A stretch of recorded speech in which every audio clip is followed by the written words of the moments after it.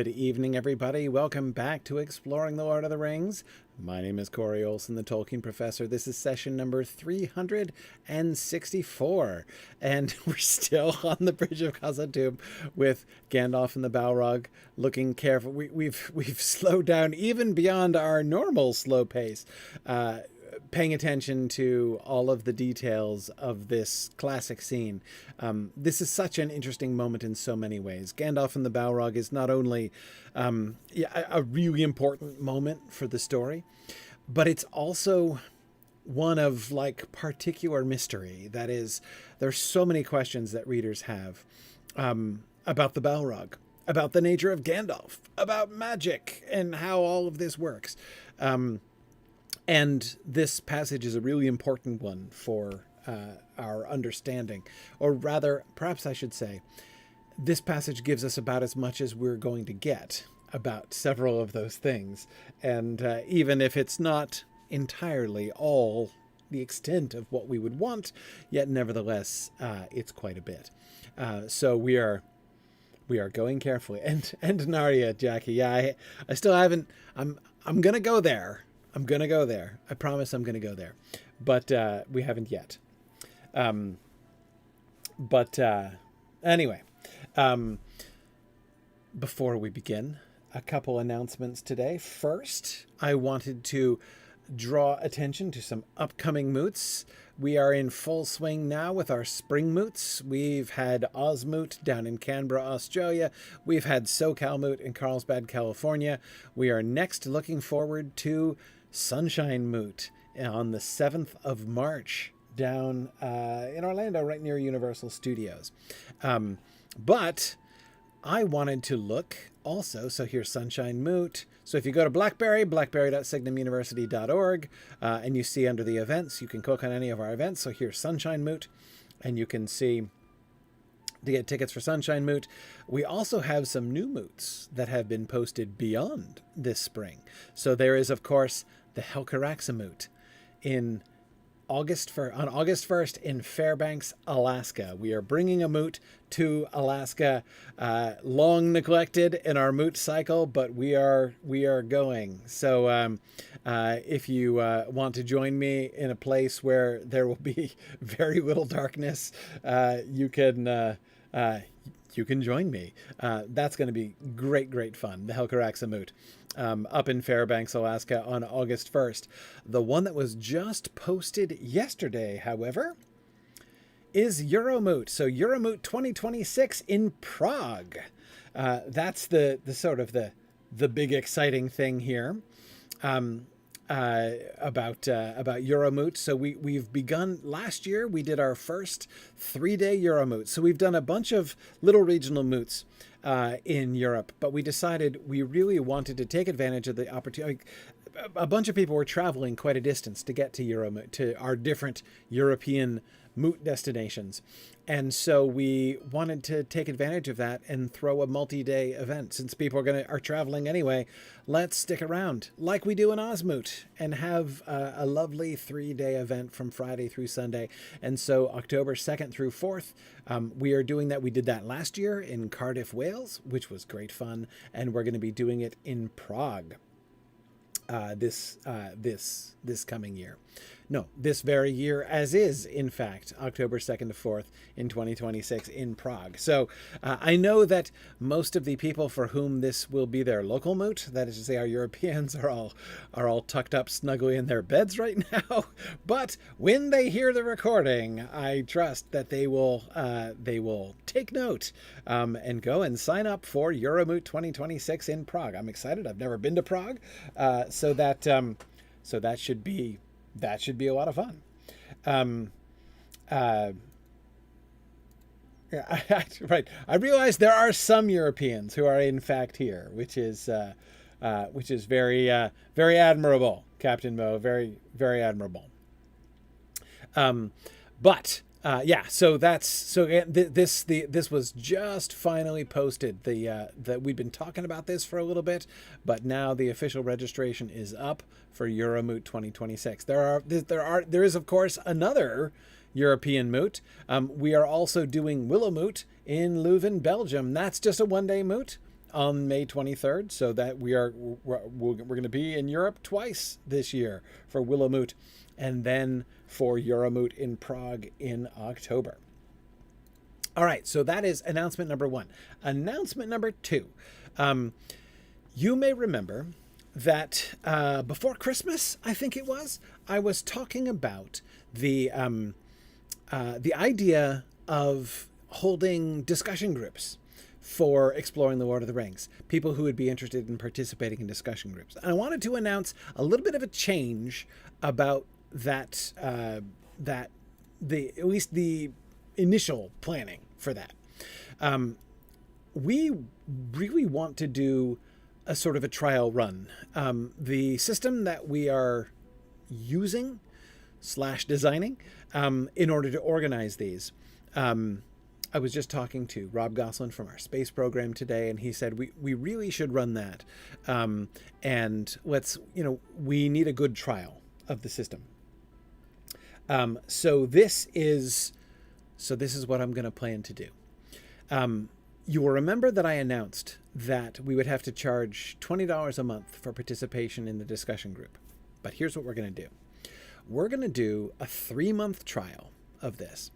And for the 3-month trial, we're not going to charge anything. So we're going to have discussion groups for exploring the Lord of the Rings available. It'll be once a month. So there will be one meeting a month for 3 months, starting this spring, either April or May. And we will arrange the scheduling. We'll be able to hopefully fit you. Who knows, Captain Mo? It might even be like there might be a meeting when the sun's up or something, when it's not the middle of the night. But anyway, yeah. So we're gonna do a free 3-month trial, and we'll see how things go. We'll see how it works. Yeah, so we're starting over at the prologue. Nancy is asking. Yeah, well, no, I mean, so basically, people who participate in this can decide. You can decide what you want to talk about. If you want to talk about, the sessions that we've just been doing in the previous weeks before the session, you can do that. If you want to go back and start discussing at the prologue, you can totally do that. But yeah, so we will share with you again the link. You can use the same link that the same survey form that we used before. But just so if you're interested in potentially participating, and again, this would be totally free. So once a month for 3 months, starting in either April or May, and we'll be in touch to help you work things out. So, so there we go. That's what, that's my second announcement.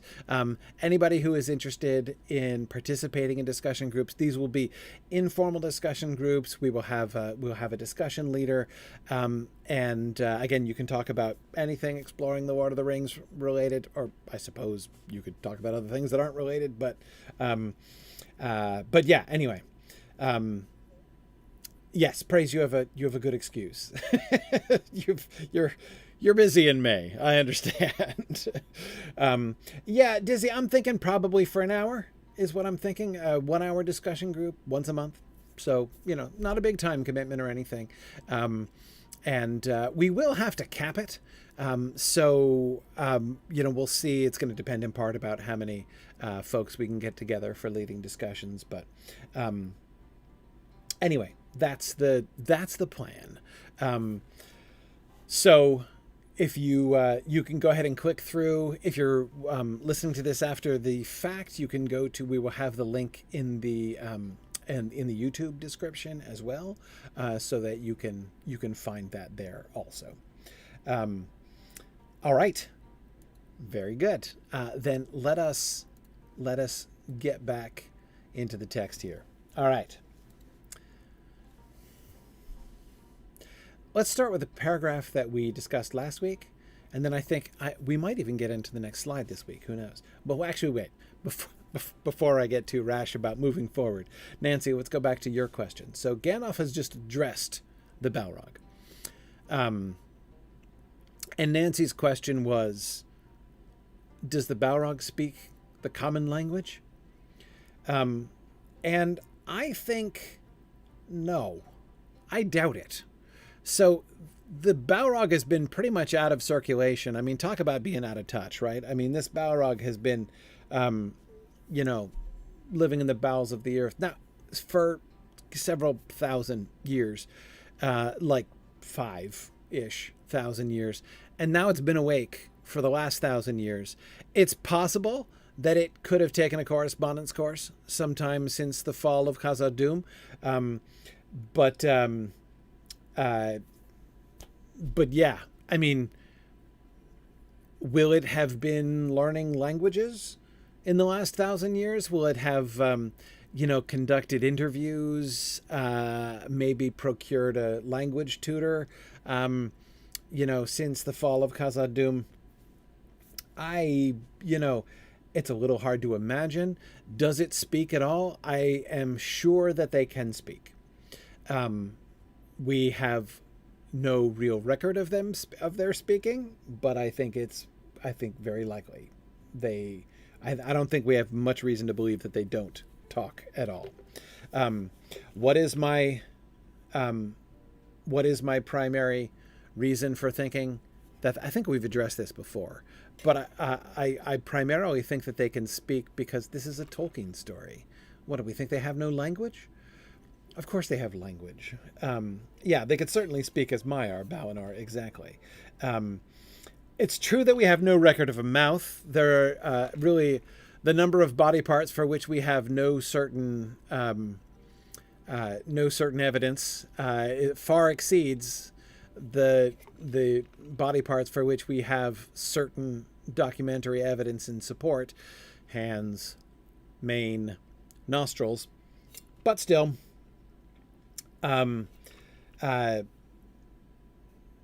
so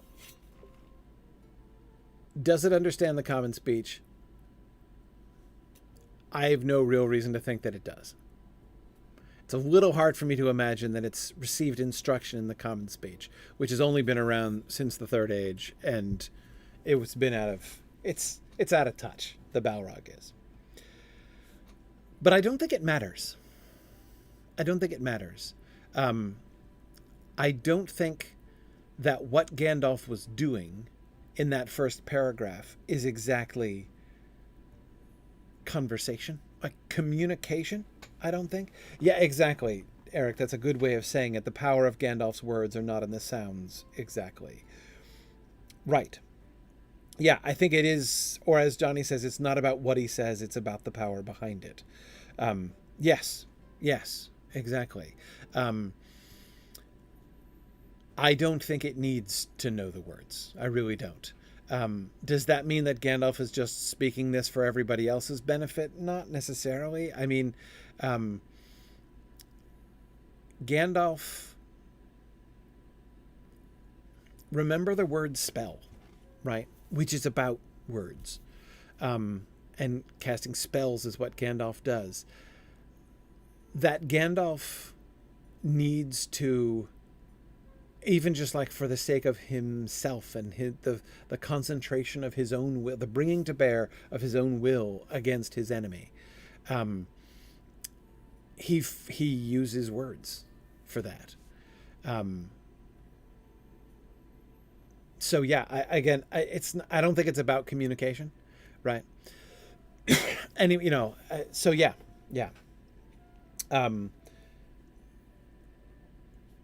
Little Johnny, I was thinking about it. It is conceivable that Gandalf did not speak in the common speech, and that Frodo translated in retrospect. It's possible. I doubt it. I doubt it, and the main reason I doubt it, again, is that that would suggest that I have no objection in one sense. So I have no objection to the idea of subsequent translation. Like, that is totally fine. But Valinor, absolutely, he could have filled it in after the fall of Sauron. Totally. Totally. Um, yeah, yeah. Um, but but yeah, Eric, I think it's a good way of saying it too. Words are the vehicle for the power, but not for the sake of the sounds. It's like a sacrament. They affect what they say, but the effect is not the normal effect of the saying. Yeah, yeah. Again, it's not just about Gandalf is exerting power, and it is through his will that he is exerting power. But Gandalf's will is shaped by his words, is focused and shaped by his words. He is. Um, would it be the same for Gandalf if Gandalf just stood there and silently concentrated on not permitting the Balrog to pass? I don't think so. There's something. Um, there is something about the. Uh, there's something about the pronouncement of these words, his identification of himself, his statement of the dark fire not availing them. Because again, if we would think that proper translation or linguistic comprehension matters, then we'd have to believe that like noise distortion would matter. Like as if there had been some kind of loud noise in the middle of Gandalf's speech, it wouldn't have worked, right? That like the way in which the fire in it seemed to die, right? The fire seems to respond to Gandalf's words that the dark fire will not avail you. But if there had been, if like a rock had fallen from the ceiling and smashed on the floor right in the middle of Gandalf saying that sentence, thus preventing the Balrog from hearing it, the fire wouldn't have gone out. No, that doesn't. I don't think so. Right. I don't think that is how that would work. So no, I don't think it's like questions of language translation or questions of volume, like is Gandalf speaking loudly enough, right? Is that, can the Balrog, sorry, excuse me, did you say something? Like, again, it's not really about that, I think. But the words are definitely important. And I agree, Cunctator, thinking back to, the very pronouncement by Iluvatar himself, right? He said Ea, he didn't just think it. So yeah, I mean, there's the connection between will and word, between will. I mean, now we get music, of course, in the Ainulindalë. Did one question that I've wondered is, did the Ainur sing in words? It's compared to the sounds of instruments, their music. But is that an attempt to convey something about the quality of their music? Or is it, in fact, would it sound like, an instrumental, symphony if we were there? Or were there words? So yeah, I'm not really positive about that. I'm not really sure about that.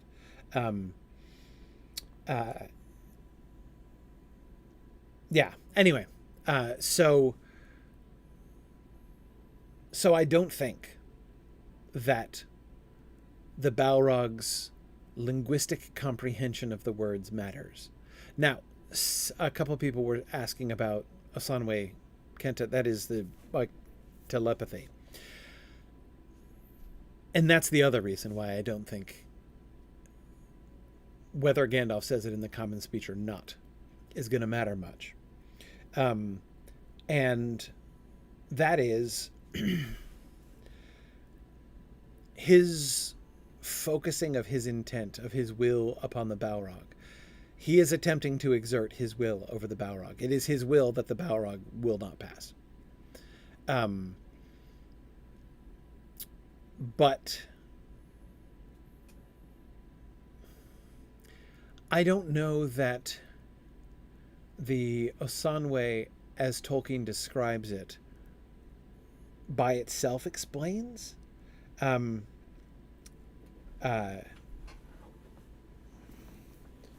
That is, if we think about the dynamics of, Osanwe, the elvish telepathy, that as Tolkien details it in later writings, one of the things, of course, that Tolkien insists on is the fact that it's very difficult or impossible to do it to a hostile person, someone whose mind is closed to you. And so presumably both of these folks, Gandalf and the Balrog, are neither one of them entering this encounter with a genteel openness of mind, the one towards the other, to share with one another. Adam, exactly. It requires consent. So I don't think it can be explained by the Osanwe in the way that he describes. But again, I've said it's not an act of communication, but it is an interaction, right? Gandalf is asserting things that are going to mean something. Again, the death of the fire in it seeming to die as soon as he speaks, in response to his speech, suggests that it does in fact have an impact upon the Balrog. I don't think his words or intentions are any barrier to are any mystery to the Balrog. I don't think he has to understand the speech. Yeah, possibly he's communicating through the power that is carried by the words. Yeah, something like that, basically. Anyway, at the end of the day, the primary thing I think about that is that, again, like, this is not a speech act. I do think it is a necessary speech act, and I think that the speech act is important. But I don't think that what's important about it is the need for communication, the need for, like, Gandalf and the Balrog to be on the same page here. So that's my main thought about that, but it's not, there could be many different ways of looking at that potentially. Oh, sorry. Before I go any further, little sidebar off of that first sidebar before we actually, in fact, start discussing paragraph 3. I just wanted to note, especially praise since you're here, praise Moyer, who she was our host of SoCal Moot as well. She gave a lovely talk at SoCal Moot, in which she took up one of the challenges that I laid down ages ago in our discussions. Remember when we were talking about the sun and moon and how sun and moon is sometimes capitalized and sometimes not capitalized? Praise did a really, really interesting and sort of thorough analysis. She did some data crunching to see, like, what percentage of the time it's not capitalized and what percentage it's capitalized, and she did a lot of sort of isolating it in different ways. The couple things that I thought were most interesting, a couple of the trends that I thought were most suggestive, were first that sun and moon is capitalized a much higher percentage of the time when it's people speaking in direct quotations. When the narrator talks about the sun and moon, it's still occasionally capitalized, but the rate of capitalization is like half as high. It's very, very much lower. So the characters, when they speak, tend to capitalize the sun and moon at a much greater percentage of the time than the narrator does. The second thing that I thought was interesting was that the two characters who themselves have the highest rate of capitalizing sun and moon are Bilbo and Frodo. There's a lot of sort of mixed data with the others, but Bilbo and Frodo are more likely than anybody else to capitalize sun and moon, and hobbits in general were more likely to capitalize sun and moon, even more often than elves. Now, it's a little hard because, of course, once you slice it down too far, one thing that praise was showing and sort of facing was, when you take the number of instances and then you slice it down into a lot of the numbers start getting really small. So your confidence in the significance of changes in ratios gets lower, right? Like, so for instance, she was pointing out how the Gwaihir, the Windlord, uses, I think it's the sun once, and capitalizes it. So 100% of the time, but it's only one of one, right? So like that doesn't really tell you anything when in this kind of a in this kind of a thing. Yeah. So anyhow, yeah. And no, gloriously terrible Balrog nostrils. We talked about that. Gollum talking about the yellow face and white face. Was just usage of the word sun and moon. And so, of course, like the real challenge was to see if there's any clear pattern, right? And the answer was it wasn't obvious that there was, and yet it was so persistent that there was no way in which Praise found to try to slice the data, which ended up, other than really, really, really small sample sizes, which ended up in like a 100%. It's not like these people under these circumstances are always doing it. There are always other instances of sometimes he capitalizes it, sometimes he doesn't. But anyway, it was a really, really interesting discussion and really interesting analysis. And I think Praise has talked about doing part 2, doing a follow-up to that next year at SoCal Moot, which I think would be great fun. I know, Praise, what I'm hoping for is, now that you have isolated like chunks of usage, right, that seem particularly interesting, like Bilbo and Frodo's usage of it, for instance. I would love to see like some qualitative, like to supplement that quantitative analysis with some qualitative analysis. Now that we, to be able to isolate some passages that we can look at and say, now let's try to see, how does this make sense? Can we perceive any patterns looking at a bunch of instances? Because I think that your initial data set would enable us to sort of choose some more interesting or significant examples to use. That was one of the, at least that's what came up in the discussion I was having later on that evening with people about your talk. So I think that would be fun. Anyhow, so I just wanted to share that because I knew that you guys would be interested in that and would remember that discussion. We had also talked, of course, about the cardinal directions as well, sometimes capitalizing east and west and sometimes not, for instance. Yeah, Kurtzimus, you were just thinking of that too. Anyhow, I thought that was great fun. Anyway, so I just wanted to share that with you. I meant to share that with you at the top, but I forgot.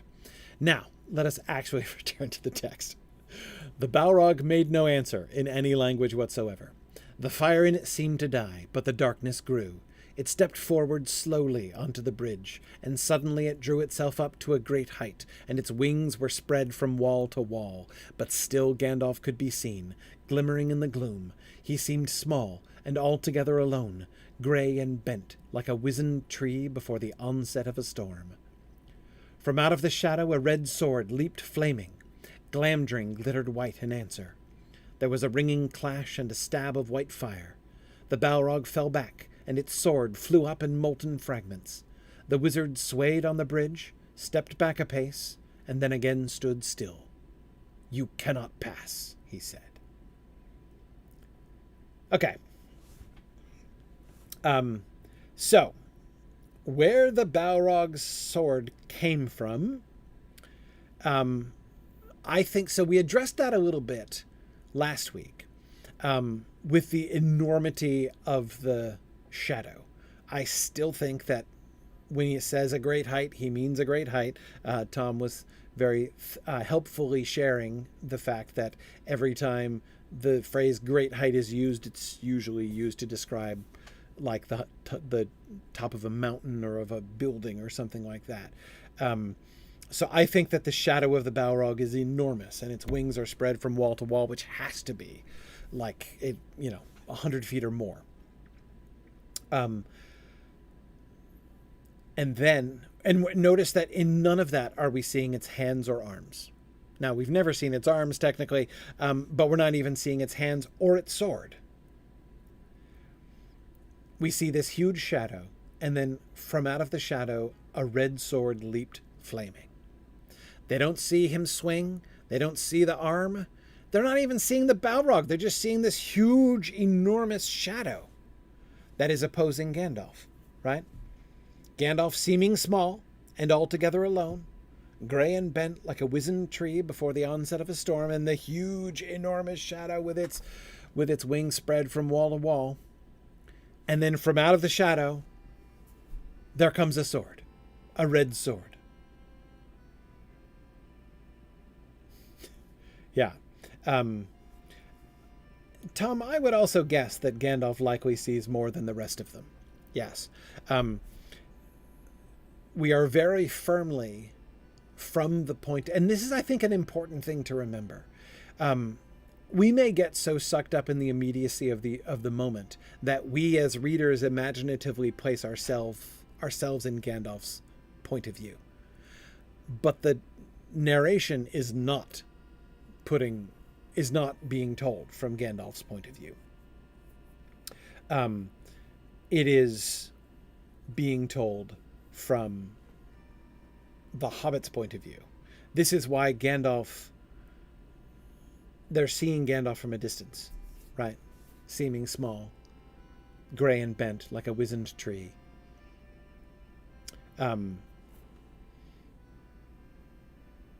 Yeah. I think that what Gandalf sees is probably quite different. And by the way, I'm sure that what the Balrog sees is quite different too.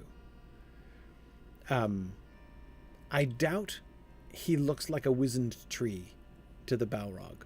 Maybe, but I doubt it. So yes, from Frodo's perspective, right? From Frodo's perspective, a red sword leaps. So notice, by the way, these sentences. Look at the syntax here. Look at the sentence structure. Look at these short, clipped sentences. They're not only brief in the sense of how many words they have, but look how fragmentary is what they describe. From out of the shadow, a red sword leaped flaming. Leaped where? Like, not only do we not know exactly where in the shadow it comes from, I'm going to guess that it's aiming at Gandalf, right? That it's attempting to hew Gandalf somewhere or other. But, we're not actually told that. A red sword leaps. Glamdring glittered white in answer. So did Glamdring move? So presumably, Gandalf lifted Glamdring and parries the blow of the Balrog's sword. But notice, we're not told any of this. He doesn't actually say the Balrog swings his sword at Gandalf. Gandalf parries the blow, meeting sword with sword. We have to supply that.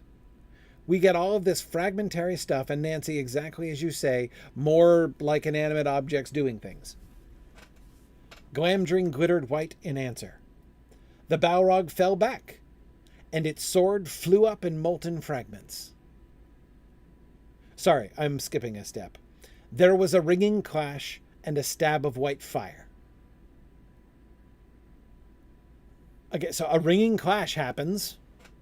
Again, there's no description of action there. Leaped is sort of an action, right? But, again, leaped from where to where? Leaped how? Glamdring glitters. There was, a ringing clash was. And also a stab of white fire was too. It was. A clash happened. It was ringing. White fire stabbed from somewhere to somewhere, right? Now, again, I'm not trying to suggest any actual doubt about what's happening here. Yes, I certainly, clearly, the Balrog is swinging its sword at Gandalf. Gandalf is parrying it with Glamdring. The two blades strike together in a ringing clash. And when they do, there is a bright white light, right? A stab of white fire is the result of the striking of their swords together. But that's not how Tolkien describes it. Tolkien chooses to give this to us in this series of disconnected, almost fragmentary, and almost static. Static in the, again, like we're not told any sequence of actions. And I think, well, no, I mean, yes, I believe that that's important. So, continuing to do what we've done many times before. The game is not to try to, like, exactly guess what was in Tolkien's head, but to understand the effect that Tolkien's choices here have made, and to try to understand those choices. Yeah, Two Juice Man, it's described as if it were a painting.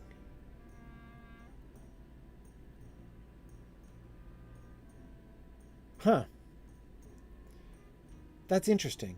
And the painting, the reason that I find that especially interesting, think about the relationship between painting and action. There can be a sense of movement in a painting. There can be a sense of action. People doing lots of stuff can happen in a painting on the one hand, and yet at the same time it's still. It's just one image. Nothing actually moves in a painting. And I wonder if you have, and it's not hard to find one, if you have an image, if you were to have a painting of this, a painting of the Balrog and Gandalf, their swords clashing together in the fight on the bridge, if instead of imagining this in terms of a sequence of events, we imagine this as an image, a single static image, those descriptions would work really well. From out of the shadow a red sword leaped flaming. Glamdring glittered white in answer. There was a ringing clash and a stab of white fire.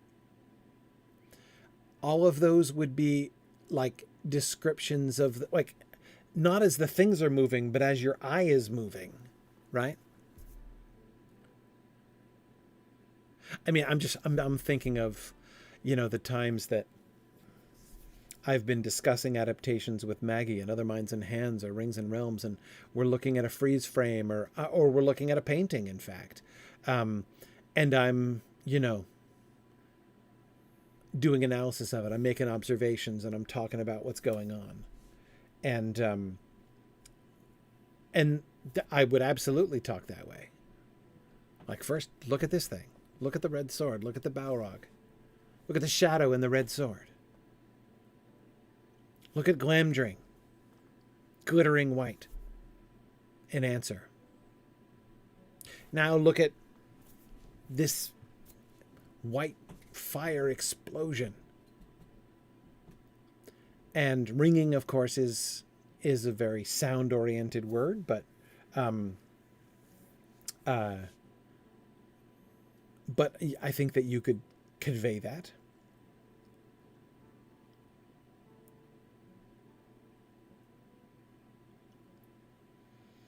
Yeah. Glittered is in that sense a very static verb. That is a verb to describe, not a description of action. Yeah. Yeah, in a good painting, I think you could almost hear the ringing, right, as the swords met. Yeah, I like that. That gives me a good way to understand the choice he's making in those first three. Because remember when we were looking at the action sequence in the Chamber of Mizarble, and we noticed that he was doing a whole bunch of simple sentences there too. There it seemed to be trying to capture the frenetic action and the limited, like the confused perception of our point of view characters and all that sort of thing, right? Here, I don't think it is. That is, the point of view character is standing up by the door, looking back at the bridge and watching this happening. So this is not a case of being swept up in confusion. It is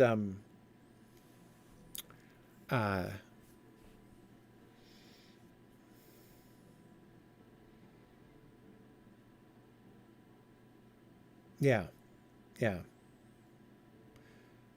But instead, this sort of captures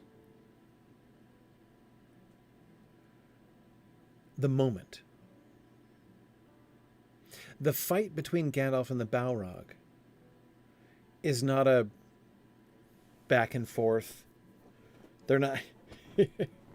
Those of you who follow the Mythgard Academy, it's not like descriptions in Sir Thomas Malory, right? Where they're like tracing and traversing and, he's describing blows back and forth, right? We don't get anything like that. I mean, he could describe a fight sequence here. The Balrog swung his sword at Gandalf, ducks, and then he, whatever, and then he faints, and then whatever. He could do that. But he doesn't give us any sequence of action. What instead he gives is this one single image.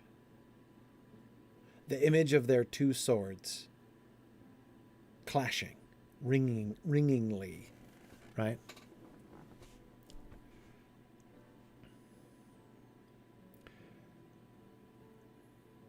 Their swords themselves. Yeah, Jackie, that's kind of what I was headed towards. And yes, Adam, you're right. Gandalf is not saved by a quick duck. Neither a quick nor a slow duck saves Gandalf. Exactly. But Jackie, as you say, it's almost as if Gandalf and the Balrog aren't involved in a physical altercation. Their weapons are. Yeah, and I'd add to that, it's almost like that which is physical about this altercation is just an expression of the spiritual confrontation between them, right? Yes, not exactly spiritual swords, Dr. Benway, but I mean, there's a physical thing, like, presumably, the Balrog sword was physical. We know Glamdring is physical. But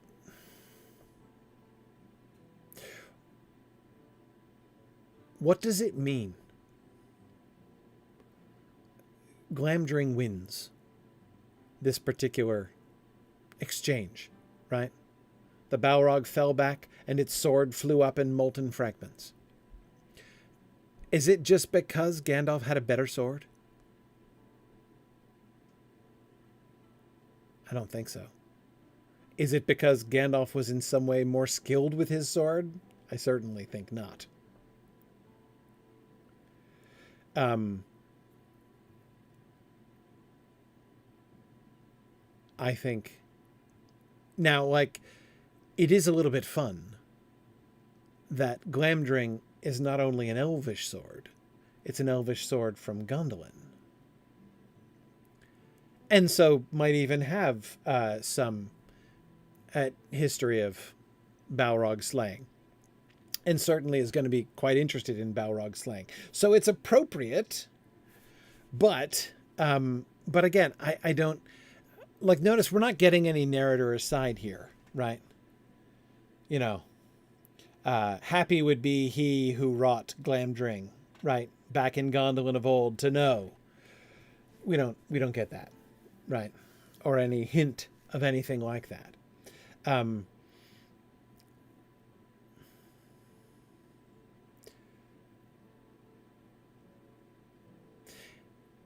It is almost like, if I could make a sort of an awkward parallel to what I was discussing before, Gandalf's words are important not because of the meaning that they communicate, but because they give shape to a spiritual defiance, right? They give shape to the power that he is exerting. The sword clash, I think, does something quite similar. The two of them are clashing. The Balrog and Gandalf are clashing. This expresses itself in an exchange of blows with their swords. But that doesn't necessarily mean that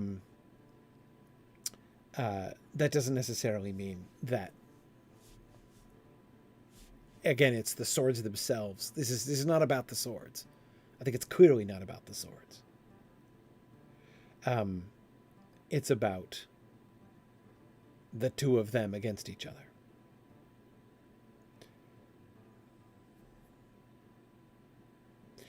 And so when the Balrog falls back and its sword flies up in molten fragments, it is not that he would have done better if he'd had a more powerful sword or something. So, Kurtzimus, I wouldn't say the sword doesn't matter any more than I would say the words don't matter. I think Gandalf's words absolutely matter, even if the Balrog doesn't understand them. And I think the swords matter. And again, sword from Gondolin is especially fun. Dr. Benway, I think the fact that they only exchange one blow is significant. Significant because, again, this fight is, like, the outcome of this fight isn't going to be determined at whose swordsmanship is better. Like, who's the better fighter with the sword.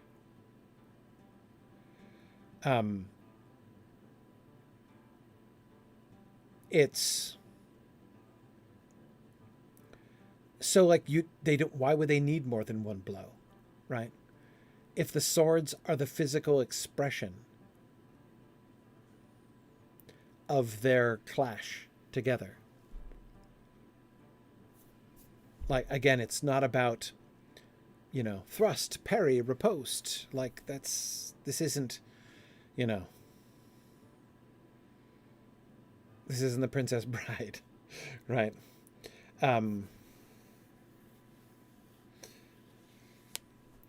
Yeah. Balnor, I agree. We'll see more blows later. I don't think that's fundamentally different from this. We'll come back to this. And yes, I know we won't be coming back to this for years, but still, we'll come back to this in years. But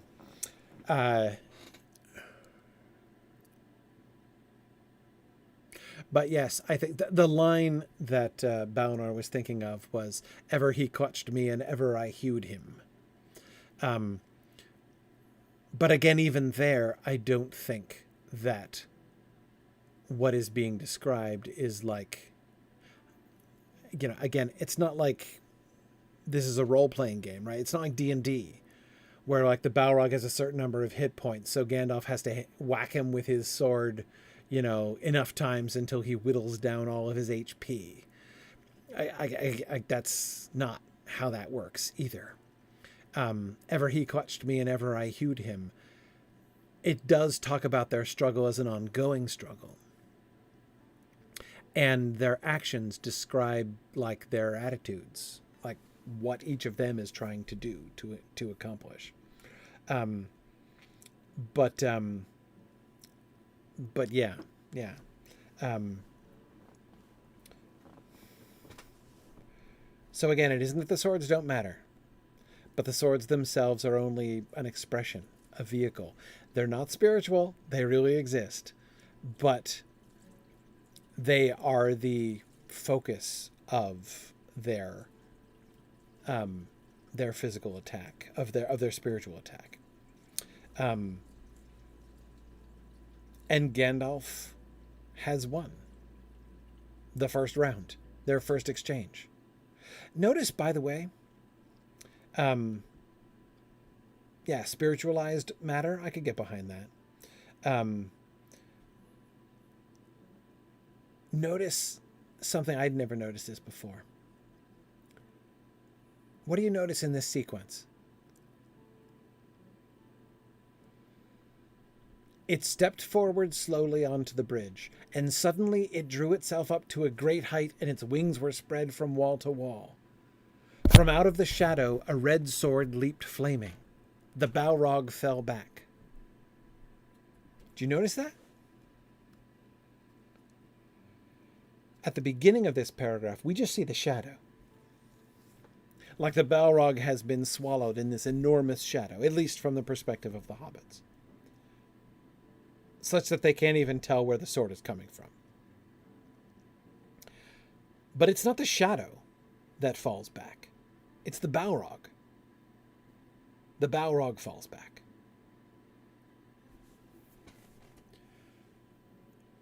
I don't know that it looks like a ginormous shadow anymore. Exactly, Balinor. It kind of does sound like the shadow disappears. The shadow and those shadow wings and everything else. I wonder if, at least, when he says the Balrog fell back, they're seeing something. They couldn't see the Balrog. All they could see was that big, huge shadow. But when we get the ringing clash of their swords, and the sword flies up in molten fragments, they see the Balrog. Gandalf has... I think that the shadow is the Balrog's counterattack. Counterattack to Gandalf's speech, that is. Gandalf puts forward his power, right? Gandalf draws his line in the sand.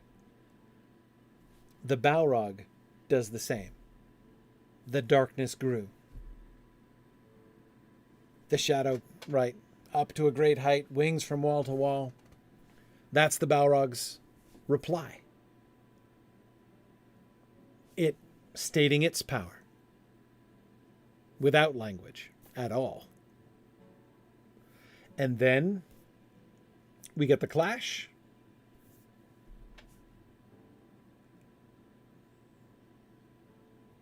And yes, glorious, terrible Balrog nostrils, that does mean that the Balrog does make a reply. He doesn't answer. He doesn't say anything in response. He made no answer.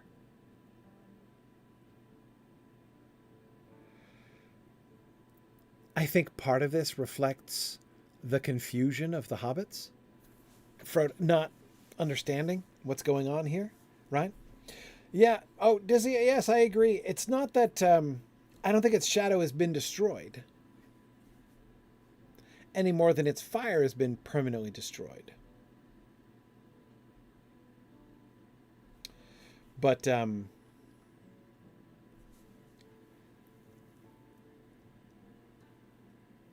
yeah. But in any case, we're not getting the huge shadow and the enormous wings of shadow anymore. We're just getting the Balrog falling back. Its sword flew up in molten fragments. The wizard swayed on the bridge, stepped back a pace, and then again stood still. Notice, by the way, just the gorgeous shape of this whole paragraph. From out of the shadow, a red sword leaped flaming. Prepositional phrase, really simple sentence. Glamdring glittered white in answer. Really simple sentence, prepositional phrase. There was a ringing clash and a stab of white fire. There was one noun and another noun. So we got a compound predicate nominative, what there was. Then we get a two-part sentence. The Balrog fell back and its sword flew up in molten fragments. Two actions for the Balrog. Next sentence. The wizard swayed on the bridge, stepped back a pace, and then again stood still.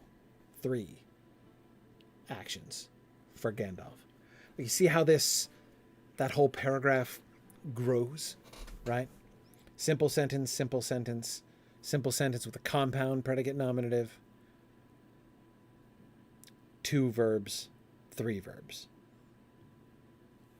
1, 1, 2, 3. It's a Fibonacci sequence. See, there you go.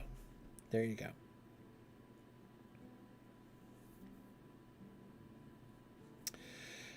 And yes, the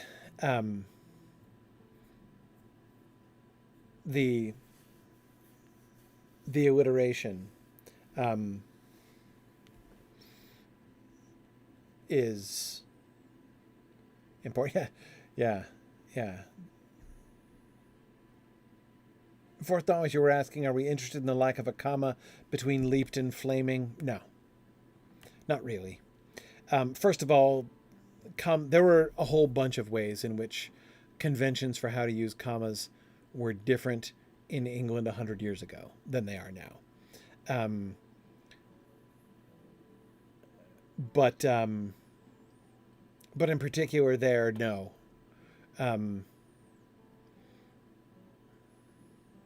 Yeah, no, I don't think so. But anyway, we're just starting to talk about the alliteration a little bit.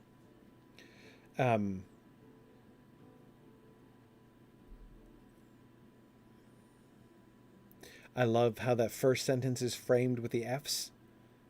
From flaming. And then glamdring glittered. Of course it does. We can't have one solitary GL. That never happens. Glamdring glittered white in answer. There was a ringing clash and a stab of white fire. The Balrog fell back and its sword flew up. So we've got the from and the flaming, which was the Balrog's sword, met by the white fire, and then the Balrog fell and flew. So you got the two F's in both of the Balrog sentences, with the turning point of the white fire in between. And of course, Gandalf's sibilance. The wizard swayed on the bridge, stepped back a pace, and then again stood still. Gandalf does three things, right? Swayed, stepped, and stood still. Yeah. Oh, Nancy, I am going to talk about the fire ring. But I have to admit, I was actually never planning to talk about it tonight. I just wanted to note that I haven't forgotten, and we're going to do that, but not tonight. But not tonight. I want to get to the end of this little sequence first. Probably the end of the next slide, and then we'll talk about it. I just wanted to let people know that I haven't totally forgotten about Narya here. Yeah.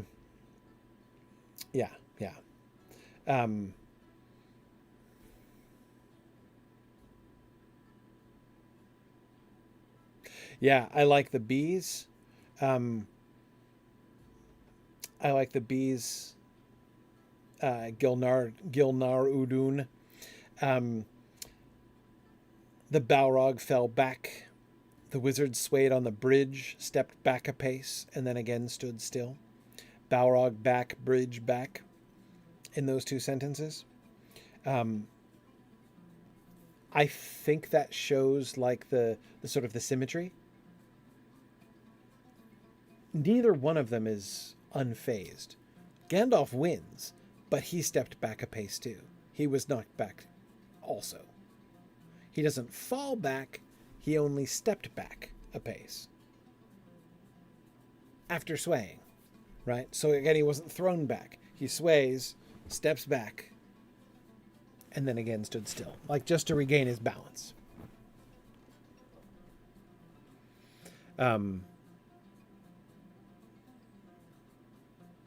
Yeah.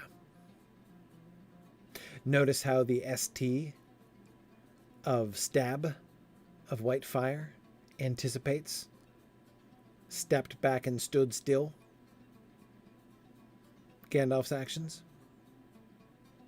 So good. Exactly, Tom. He doesn't fall back, he just has to reset his feet. Exactly.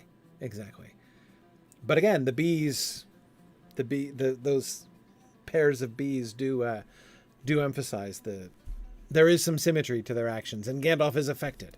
Gandalf is not just standing there casually, right? He is affected.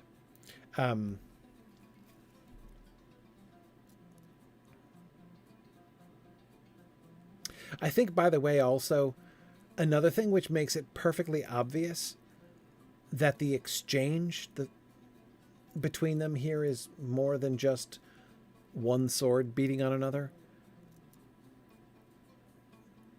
The sword of the Balrog melts. Its sword flew up in molten fragments. Its sword was flaming, but now it's in molten fragments. It doesn't just shatter, it bursts and melts and all sorts of things, right? Again, just this is more than just a physical concussion. Clearly.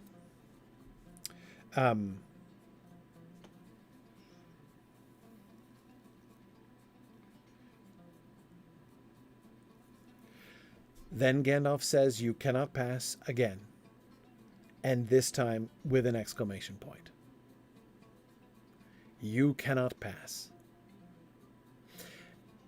It is not possible for you to do that. That thing you're attempting to do, that is pass by me, is totally impossible to you. And that does come out, exclamation point or no, that comes out a little bit more emphatically right after that exchange. I mean, Gandalf doesn't actually say, "I told you so." But he's kind of telling him he told him so. Right? Yes, Gandalf has demonstrated the impassibility. Absolutely.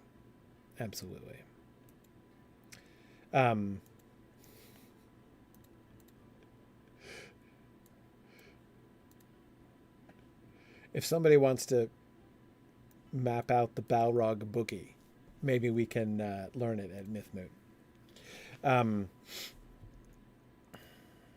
Let's look at where we go next. With a bound, the Balrog leaped full upon the bridge. Its whip whirled and hissed.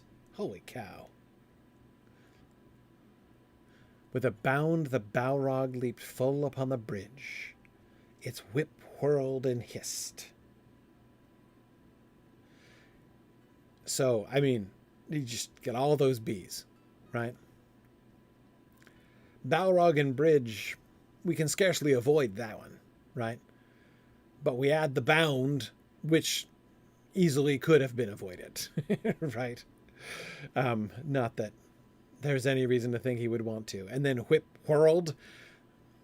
A whip can do many things. It doesn't have to be whirled, right? Yes, whirled presumably is HW. But then again, so is whip. So that still alliterates.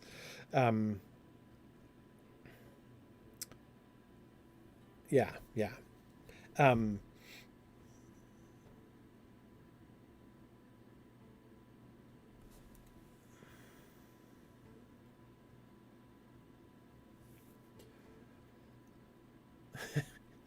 JJ, I think you can get that Balrogs jump a lot here. Yeah, Nancy, I agree. The Balrog's first step was tentative. Now he's ticked. Yes, definitely. Definitely. Right, even his sword leaped. Lots of leaping and bounding. Lots of dramatic action words from the Balrog. What's Gandalf's action?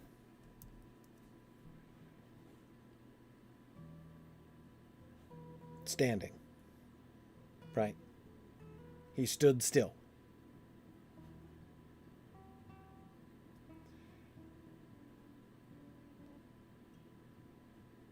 Like a wizened tree before the onset of the storm.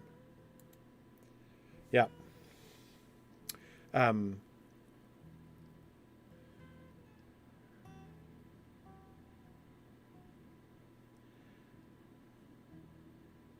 Aragorn wants to help. He cannot stand alone, cried Aragorn suddenly, and ran back along the bridge.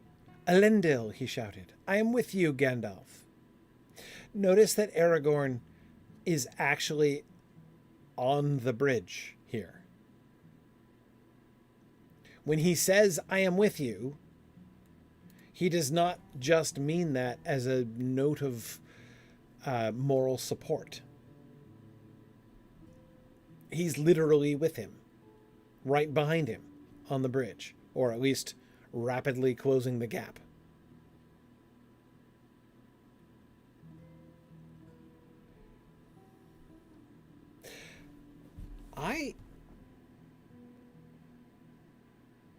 Is there any other way to understand ran back along the bridge? I mean, to run along the bridge could sound like going along the edge near it. But not, I think, when the bridge is perpendicular to the side. I can't think that along...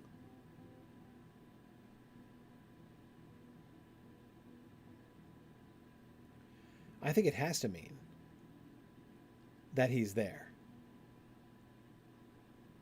running down the bridge.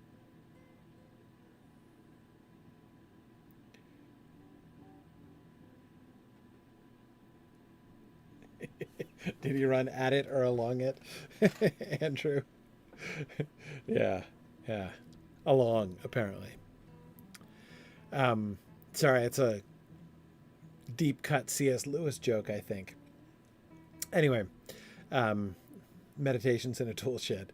Anyway, yeah, okay, Andrew, that's what I thought. Don't worry about it. Okay, never mind. Never mind. Okay. Here's my question about Aragorn. What prompts this? What prompts this? He cannot stand alone. Okay, so I have questions. A, who is he talking to? Who is he? He's not just talking to Gandalf. I am with you, Gandalf. He's talking to Gandalf. He cannot stand alone. He's talking about Gandalf in the third person. Is he talking to Boromir? Is he talking to himself? It's possible. He cannot stand alone. And then he runs back shouting Elendil. Now, I don't want to just read too much into him shouting Elendil. I'm tempted to, but I'm not, because he shouts that a lot. That's his standard battle cry. So let's just take it that when he shouts Elendil, that means I am charging into battle.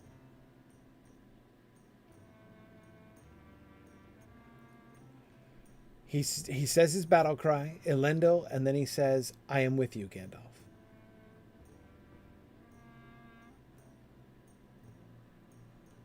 Gondor, cried Boromir, and leaped after him.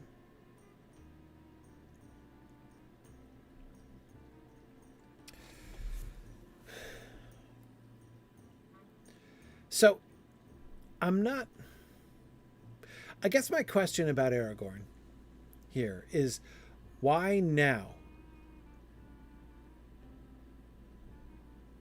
both in the sense of why now and not a couple minutes before. Why is there something about the Balrog's second charge that makes him believe that Gandalf can't stand alone? That was not true of the Balrog's first attack, which Gandalf, in fact, did successfully stand alone against. Is it something in his assessment of the situation, in other words, that leads him to say now he cannot stand alone? Or is it not? Does it not relate to the specific circumstances? Yeah, Lincoln, that's exactly, that's one way to look at it. Lincoln says Gandalf just definitively beat the Balrog in their first encounter. Clearly the wizard is now on the ropes and needs all the help he can get. Yeah, it's a little counterintuitive. It's a little counterintuitive, isn't it? Gandalf is doing well. Gandalf does not look like he's in extremis right now.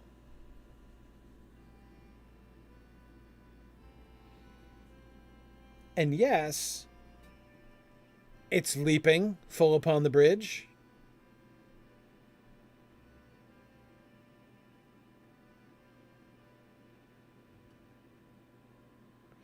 Ah, Valaraukandil. That is a really interesting point.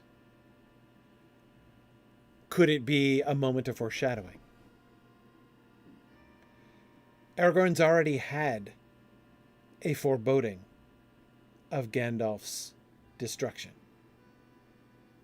When the Balrog leaps in, does he feel it coming upon them now? Is it not his assessment of Gandalf's state, but rather a sudden conviction, this is it? Maybe.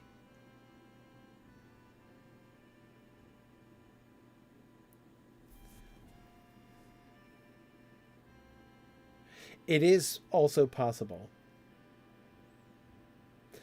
McBombadil, it is possible that it's a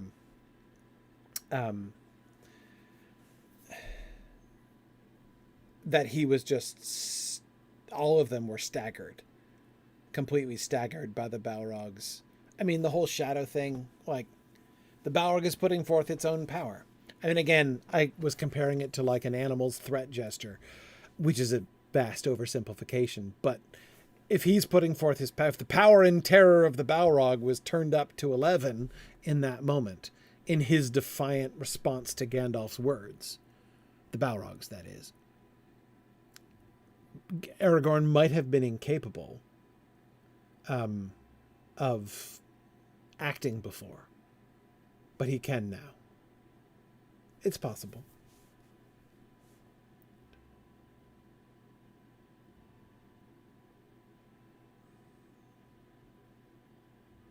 Yeah, Eric, I agree. Tolkien makes a point that Aragorn does this suddenly. This implies the timing is important. Yeah, it does all happen very quickly. I agree.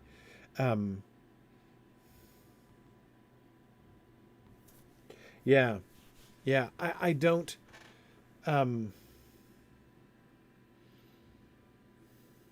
my favorite reading is the prophecy reading.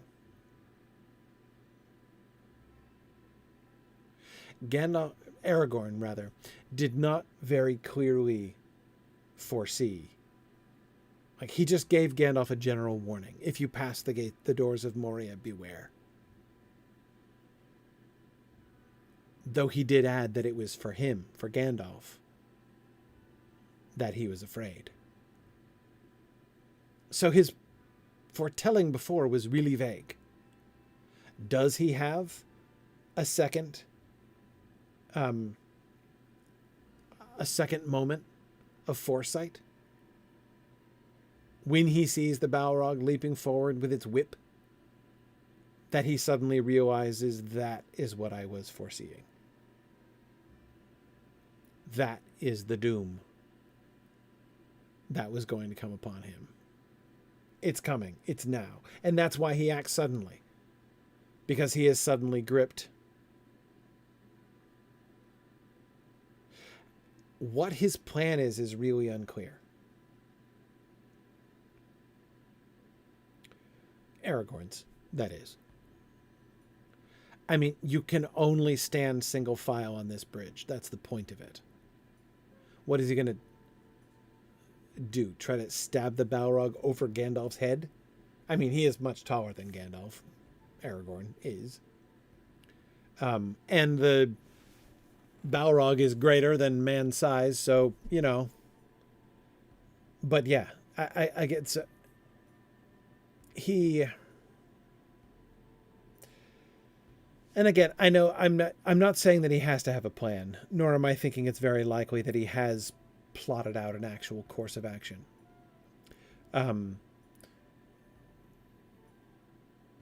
He is moving forward on impulse.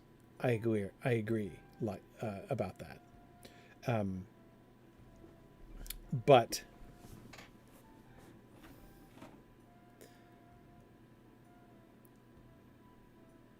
there is still a, I don't know what, helplessness. That he can't do anything. That's why he went when Gandalf told him to go.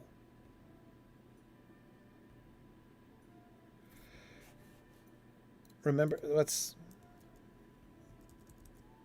look back. The last thing Gandalf said, over the bridge, fly. This is a foe beyond any of you. I must hold the narrow way, fly. Aragorn is not only not supposed to be joining him, Aragorn is supposed to be leading them away. Had they been running and continued running, they'd be most of the way at the door by now. Because, of course, it is possible that the Balrog is... I mean, no, I'd say it even more strongly. It is unlikely the Balrog is going to chase them out. If they can make the door, they're presumably safe from the Balrog. Remember Dan at the Battle of Azanulbazar? Standing on the threshold of Moria looking in and presumably seeing the Balrog, but the Balrog didn't come out? Azog came out. The Balrog didn't come out. But he was there. Dane saw it. Anyway.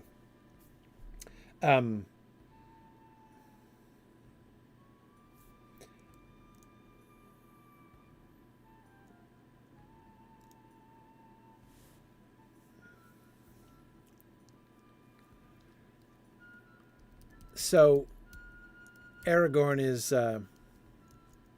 Aragorn is supposed to be running away, flying with the rest of them. Instead, he suddenly, on this impulse that he suddenly now gives into, launches a battle cry and words of encouragement for Gandalf. And Boromir immediately leaps after him, shouting his battle cry, Gondor.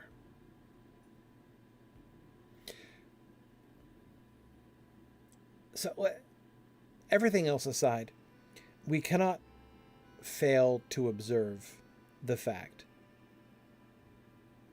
that both of the two of them, let the record show that Aragorn and Boromir both just charged a Balrog who was charging.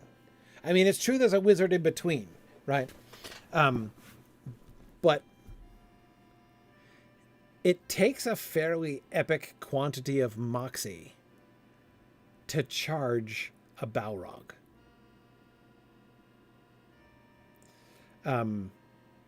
That's kind of a big deal.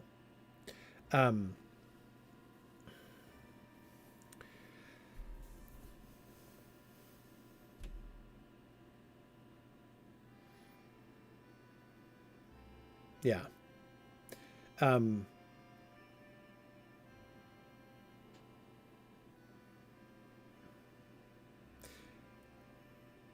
Aragorn's action is totally admirable. Well, almost entirely admirable. My only qualification to it is he's not listening to Gandalf. Gandalf is attempting to sacrifice his own life to let them escape, and Aragorn is not making with the escaping. I agree, Balrog. I don't think Gandalf admires it right now either.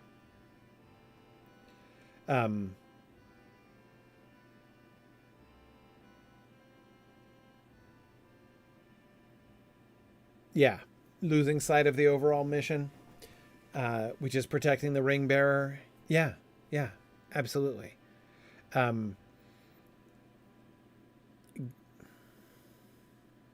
Of course, his desire to help Gandalf is admirable. As I say, it's almost entirely admirable. But he's going to get it belatedly, right? That is, he shall soon be saying, we must obey his last command. To which you could almost hear Gandalf's snarky response. It would have been a little better if you'd obeyed my second to last command. That would have been even better. Right? Yeah. Next time, we will look at the fall of Gandalf and the Balrog. Spoilers. We'll look at the fall of Gandalf and the Balrog. And I do want to consider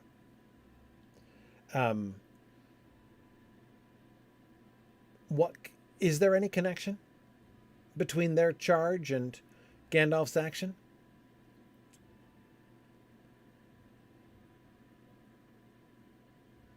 And then we'll look at the description of the culmination of the fight. And if we have time, we'll talk about the Ring of Fire. And you'll notice that I didn't exactly make any promises about that for next time. But we'll see. We'll see. All right. Very good. Thank you, folks. We did get on to the next slide today. So here we go. I think if we can finish this next slide next time, we'll be back in action and back in the one slide a class pace for next week. I will be here next week. That's the plan. I'll be away the week after. So I'll be here next week, and then I'll be away the week after that, and then I'll be back again. So, but I will see you guys next week. Let's go back to our field trip. We will do our field trip, but thank you folks who are here for the book discussion. Don't forget the sign up form if you want to participate in our 3-month trial of discussion groups to see if we can wrangle this whole discussion group thing. All right. And I will get ready for our field trip.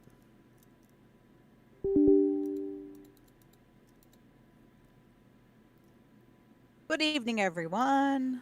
Good evening, Valoria. How are you?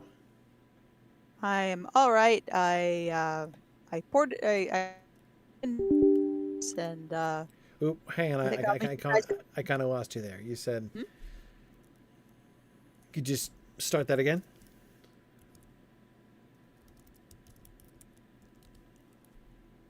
Could I start again? Yeah. Sorry, your audio got interrupted there in the middle of the thing you started to say. Yeah, I'm getting some lag, unfortunately. Yes. Internet has been terrible since the blizzard. Right. Where was I? Oh, I'm currently in the waterworks. I'm trying to find the milestone since I forgot to do that last time. Ah, right. It's all right. I'll catch up with you because we were gonna run down it. We were gonna go look at that southern tower, weren't we? Mm-hmm.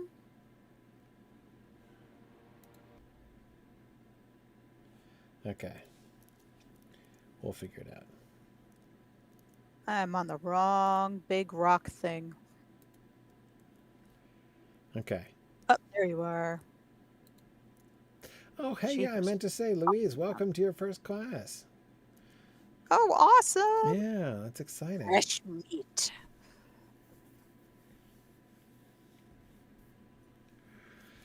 Okay. All right.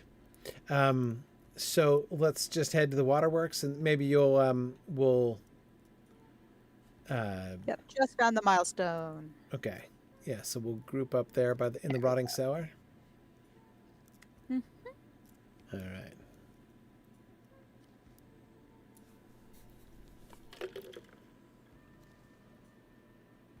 Internet's still a bit janky, so Yeah. pardon me if I cut out a bit. That's okay. All right.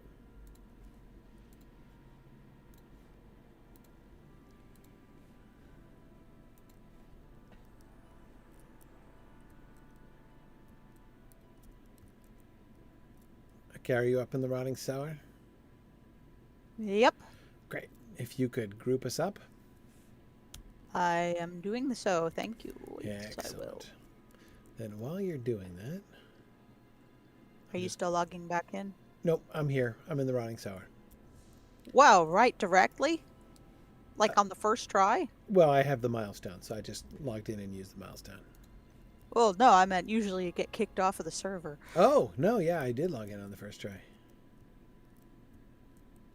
Es un milagro. Okay. So, we were looking at the big faces last time. The big disembodied head. Oh my goodness, look, there's another one.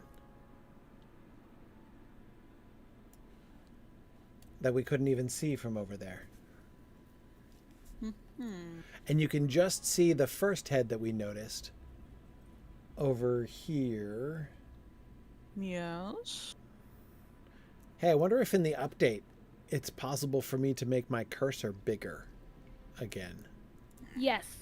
It is? Yes. So you mean I'm not going to lose my cursor in the snowflakes anymore? Yes. Click on options, click on UI settings, it's at the very top. Oh, no way. That is so exciting. Well, I'm not going to do it right now. But still, that is very exciting. I'm Do it going right now, get the goal. to fix the heck out of Never that. cease. Okay. Yeah, then I'll be able to point things out and people would be able to see my cursor on the stream instead of seeing like a tiny little speck. Anyway, okay. It's all good. Anyway, the point is there's another face down there and it's the same. So that giant head is the same giant head as the first giant head, which is not the same as the other giant head we saw, which is the same as the ones on the pillar. So I hope that that's all perfectly clear to everybody now. Yes, we have a panoply Where's the of water the below? multitudes of heads.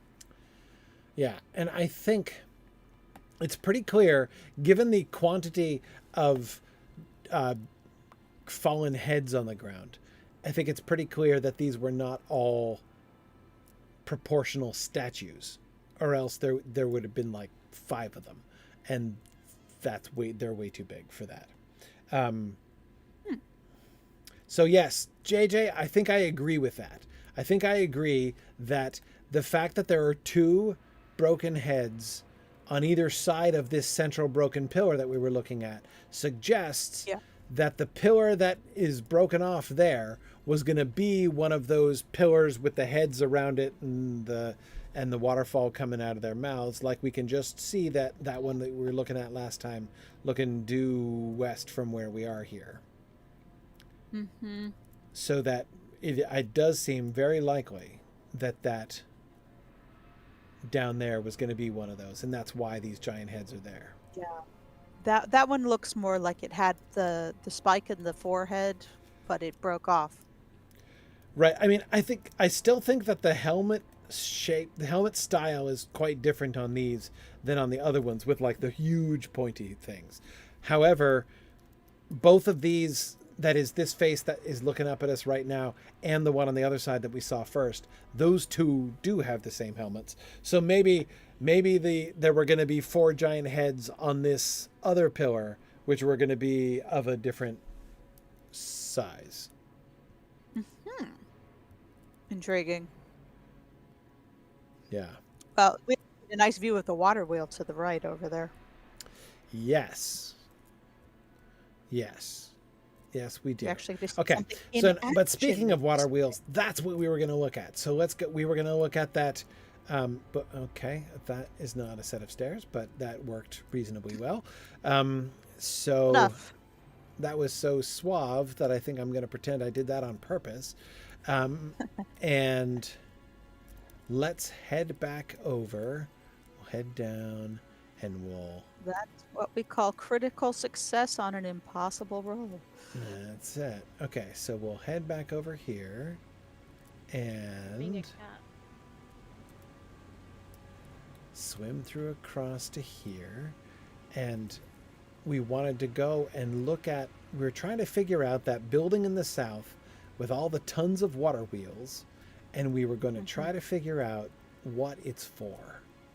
Because one of the things that we've not yet figured out is what exactly is happening down here. What are all these mechanisms for? Are they just for the pumping of water?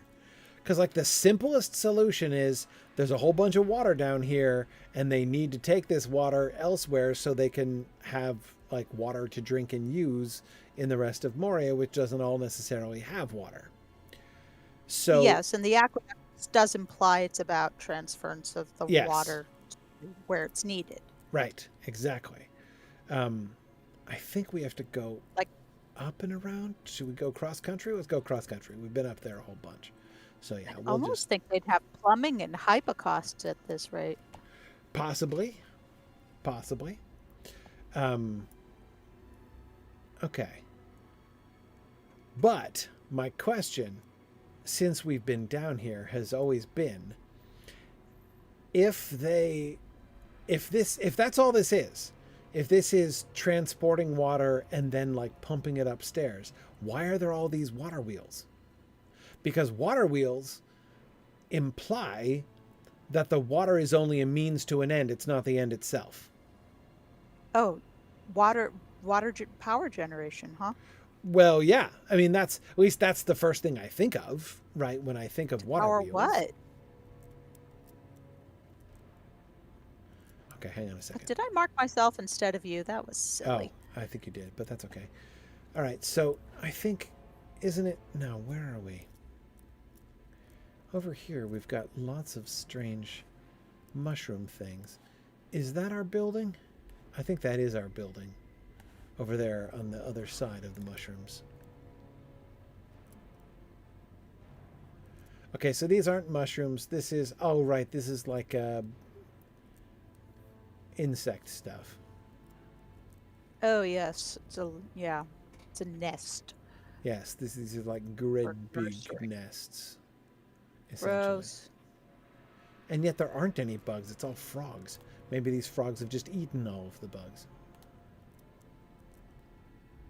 Well, I'll leave them to it. Okay, so we have some kind of uncomfortable infestation here. But I think, yeah, because there's the head on the ground that we were looking at.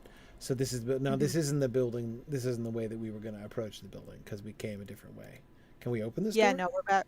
Oh, Yeah. we can open the door, but we can't go in probably. Oh, we can. Look at that. Okay. This is a steep climb for little dwarf legs. Yeah, so there's it's called the Great Wheel. All right. Yeah. All right, so... I couldn't turn target marking off, so now I'm a leaf. Oh, yeah, no worries. Okay, what is this hideously pulsating thing? Fungus probably. Right, like, is it? Oh yeah, the whole thing is the whole place is infested with fungus. Oh, right, yeah, because we've got the fungus orcs here, the too. orc hosts. Yeah, we got it. This is the little Last of Us area with orcs Yeah. taken over by zombie fungus. Right. I remember them And, from deeper down, but... Yeah. Okay, so... But I'm ignoring them now. Now I'm going into trying to understand the original construction mode. Okay. Uh-huh. Well, So this blade here, yeah. there's no way up that wall. This is a big blade. So this is a big wheel right Yeah. here. Yeah. Yeah, similar to the one we saw near the mile marker. Right. Okay, so Except, this turns yeah. around in theory. Yeah, looks like the shaft might be going downward for that. Something downstairs has the shaft where the blades turn. How does the blade turn? This is just a stone floor that it's sitting on. Yeah, there was water on the other one, about like I'd say 2 feet of water on the other one. There's a water wheel above us. Right. Yeah, there's a water wheel up there, but like there's no way this would be turned by water. Because you couldn't put more than a foot or two deep of water on here because it would just flow off. So why would you have this big, huge, enormous blade? That doesn't make any sense. Now it makes me wish we'd look closer at the one that was by the mile marker, because that would have showed us what it's supposed to be doing. Oh, There's well. a water wheel also off the edge here. Okay, so there's the one water wheel up above right there. Mm-hmm. Which is lock solid. Right, but since it's oriented vertically, presumably there was water coming down over it that would turn it. Yeah. So yeah, Emma Thorne, that's what I'm thinking too, that it's not water that turns the blades. It's that something like the other water wheels are connected to this. Like basically these blades are made to turn by the other water wheels instead of water itself turning these blades. Maybe it's a mill. Well, it's kind of mill-ish, vaguely. But yeah, I tend to think that these giant blades here are like something like the end point. Because looks like there's about like a foot to a half a foot gap between the blades and the surface here. Which meant anything you put here would be crushed to a paste. Yeah, I hadn't noticed that. Neither did I till I tried to look. Yeah. It's hard to tell with this green fog. It is a little bit hard to tell. Maybe it's just the fog line. No, because I can see the wood line. I think. Yeah. Because when I put the camera level so the fog isn't there, you can still see it. You're right. It's about You're ankle height, like ankle to mid calf. It definitely is a little bit off the ground. You're right. You can see the wood goes all the way down, but the blade stops short. Mm-hmm. Although the shape of the wood doesn't make sense either unless this whole thing turns.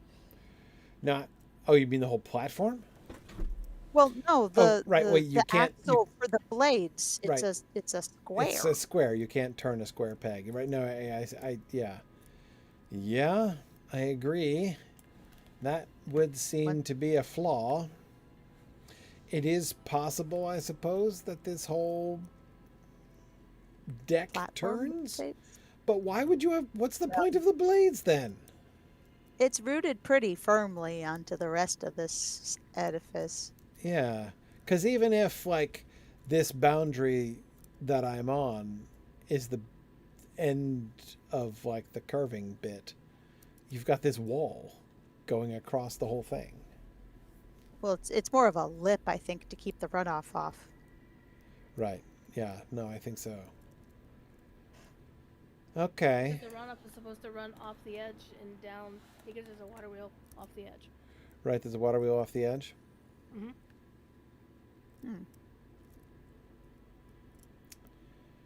Okay.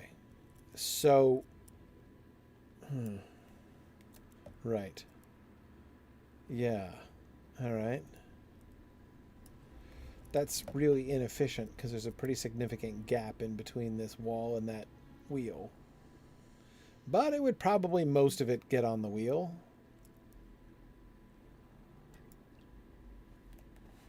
Be See how like fast a it was going. And yeah, yeah. JJ's right. This is off center. Not radically though. A little bit. Enough to Would an be a earthquake little do that? vexing. Maybe. Oh, that's interesting, JJ. JJ's theorizing that if these blades were turning one way or the other, it could potentially direct the flow of, so the water flows down onto this platform from the top water wheel. And the blades are Mm-hmm. turning, and depending on which direction the blades are turning, it will push it one way or the other in order to change the direction in which the bottom wheel is turning.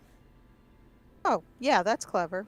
That is And you can clever. see there's no lip. There is no lip on this side, so that's obviously where the water is meant to go. But you're right, that is wildly inefficient to have such a big gap between water and such. Well, But maybe, inefficient who seems to knows be how fast the, the way yeah. here. Well, also the wheel might be off its axis, or maybe the speed of the blades adjusted for that. Yeah, I mean, as Andrew and Balnos were both suggesting, like a sluice would do a better job than a ginormous wheel of But directing the water. so this is the downfall of civilization right here, is when they say, "But will it look cool?" before Yes, the perhaps, efficient.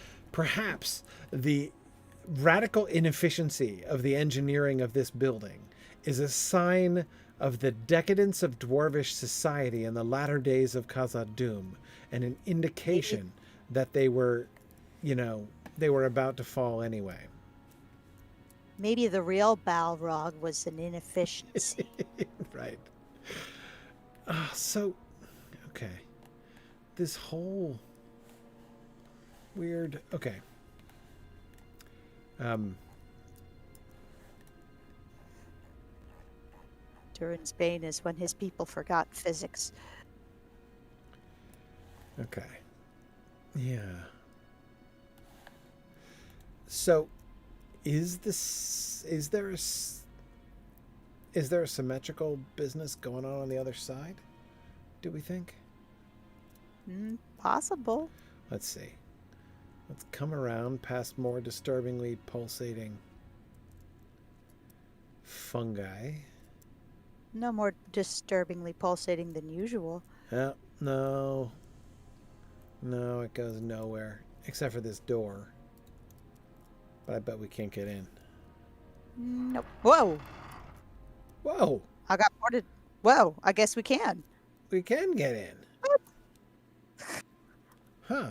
I didn't do anything. I just stopped in front of the door and it did it itself. Okay. All right. All right. So we're Time for the tour. inside. Everybody got their hard hats. And right inside here is uncut stone. So that doorway leads to uncut stone, meaning that this building was not constructed from the ground up. No.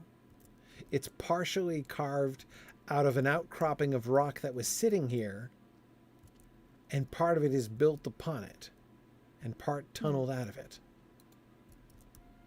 Okay. And my goodness, this place is lousy with frogs. Okay, so we've got tons of frogs. What are these little gate things? Oh, sure. Now we're putting up safety railings. Maybe these are the sluices. It's a little late in the day. Yeah. We've got a lot I bet of it's pouring water over there. yeah. These are a bit high for dwarf standards, though. I think it's to keep the frog population down because of the spikes on the top.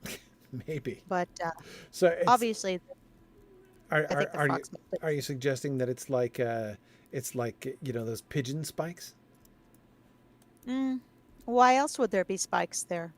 I have no idea. Obviously, the frogs have mutated and evolved to get beyond this little Okay. annoyance. All right. Okay, now we come, but now where it's all open, now we've got no safety at all, so that's fine. That's at least Oh, yeah. what we're used to. So we've Is got that water pouring down from above for some from the reason. aqueducts? The aqueducts have to have brought it up there. So Mhm. they're aqueducting water to this building, and then Mhm. boy, I'm getting photobombed by frogs. And then they drop it down. Yeah. And they're not really seeming to do much of anything with it, as there aren't any wheels here. Despite the Well, fact that maybe this this is called the part's Chamber of Wheels, it Oh. so Oh, right. There's a quest to repair it. That's why. oh, the wheels are Oh, no. broken. No, these big wheels keep on turning pretty well. What wheel? I don't even see any wheels. Oh, those wheels. On the Okay, top I got here. them. I got them. All right, I got them. The giant I was wheel. I was missing them. I was missing because all I could see Yeah. was the water. But there's no Oh, wheels yes. on the side that we came through. Yeah. Maybe this is what keeps the water pressure to like turn the big wheel. Like turn this central wheel. Well, this looks more like an activating mechanism to get something started or to access Kind of something. does. It looks like a vault door or something. Uh-huh. Probably turns a series of gears and then whatever water's up there takes over from there, maybe. It says rusted wheel. Yeah. Everybody stop clicking on it. It keeps saying it's been used too recently. Okay, so all right now under these two waterfalls that are right next to this this whatever this is, the rusted wheel. We've got the two wooden wheels still in perfectly fine operation. On the far wall, which is I'm looking at the north wall, I guess. We see another waterfall coming down, and at the bottom of it is a bunch of broken timber, which I Yeah. believe to be another wheel that was there that was broken, which means I mean, these wheels are made of wood. okay, hang on. Can we come through over here? Is there anywhere to Wood is a heck of a thing to expose to constant water constantly, but I guess it has to be lightweight enough. Okay, so my question, which I've totally failed at, was can we get up on that balcony? There's a frog up there, so I assume we can. So hang on. I'm coming back over to the central, to the rusted wheel here. Okay. Yeah. So I'm back at the rusted wheel now. And if we look at the south wall, there's a balcony and a frog on it. Oh, yeah, we can. It's just there's stairs around the other side. Okay. Yep. Okay. Frog. Right, I was like, there's a Someone took frog care of the sitting up there. frog. And of course, Frog was Druid's hiding. Fire is also sitting up there now. Right, exactly. So, okay. Druids like to do that. We have to, yeah, this other frog just had the notion over here. Okay, here's the stairs up to the observation balcony with a railing. Would you just look at that? Okay. Because the balcony is slippery. Oh, yeah, like that's ever deterred them. So, yeah, we have a clearer view now of the wreckage. It's not perfectly clear, but a better view Figure of out the where we wreckage. went. And yes, Nancy, it's an enormously tall railing. Like this Oh, stairs. They railing, missed the stairs. yeah, you couldn't do anything with this railing. Nobody could. All right, so does this mean that there were three? I don't see where there used to be wheels on the west side, the side we came through. Yeah, that's one of the waterfalls there, which, it would make sense to have wheels there to catch the water pressure. Just seems like a lot of wasted energy. Enormously wasted. Then again, if I recall from the quest line, like a lot of this stuff is one of those things where it's like nothing is working properly anymore after Sure. the watcher and the water. Well, and like Been it's hard to since. blame them.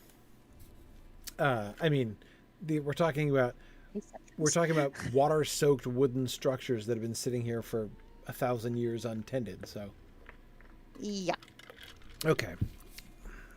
So we're going to And have to definitely a imagine lot that there were pretty. wheels over here somehow, and that they've not only broken, but they've been broken and swept away, and we can't even see the wreckage of them anymore. Mm-hmm. To smithereens. Okay, but what this suggests, though, Mm-hmm. if the whole inside of this building is this big open space with waterfalls in to make wheels move, again, it suggests that one of the main reasons for the aqueducts is to get the water to this altitude. Now, that's kind of impossible because you can't make water flow uphill. So, aqueducts are not a mechanism for getting water up to a higher altitude. No, that's for accommodating an altitude and keeping it going in a slight incline. Yeah. But ignoring that for now. It does imply there's some sort of wellspring. Well, because I mean, water can still, we know there's water coming down because we saw like the bearded statues with the water coming down out in the main thing, coming up from down in the ceiling. So let's assume they're starting with water at a higher altitude. Easy to do because there's lots of places that this is very low down. So there's lots of places higher up than this. But one of the points of what they're doing here is bringing the water inside this building in order to turn water wheels. It's got to be power somehow. It's got to be power to do something. I wonder what. So either they're grinding or they're Refining, or maybe it's manning. Maybe it's manning the forge, the furnaces and the forges. possibly like. But even then, they got all that lava power too. Like, they're spoiled for Yeah, you'd choice for think. power. So they're either grinding Mm-hmm. things. I mean, if we set aside generating electricity, the things I'm not ruling that out either, because right, dwarves. but just for argument's sake, let's for the moment rule out electricity. If we rule out electricity, water wheels have been used for grinding. It Bellows is pump. possible pumping. Yeah, dizzy pumping. But it seems a little bit odd to bring water down from up above in order to generate power to pump water back up. Well, maybe it's not far up enough. Maybe. Maybe it needs to get to the higher levels. Yeah, maybe. I mean, still seems a little indirect, but Yeah, there's also the possibility of, what if this failed? What if they built this and they couldn't maintain it and it didn't work properly and they Right. said, just board it all up, we're not doing this anymore. yeah. I mean, The other one would be travel. That's the other reason you would have aqueducts, is to travel by barge. on the aqueducts? Like in Yeah. the water? Maybe. Well, maybe it's not all drinking water. There could be aqueducts for travel, like a canal. Oh, hey, look, it goes on.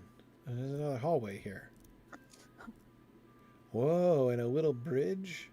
Look at this narrow bridge. What's down here? Is it... See, this would have been a good place for railings, guys. I was thinking the exact same thing.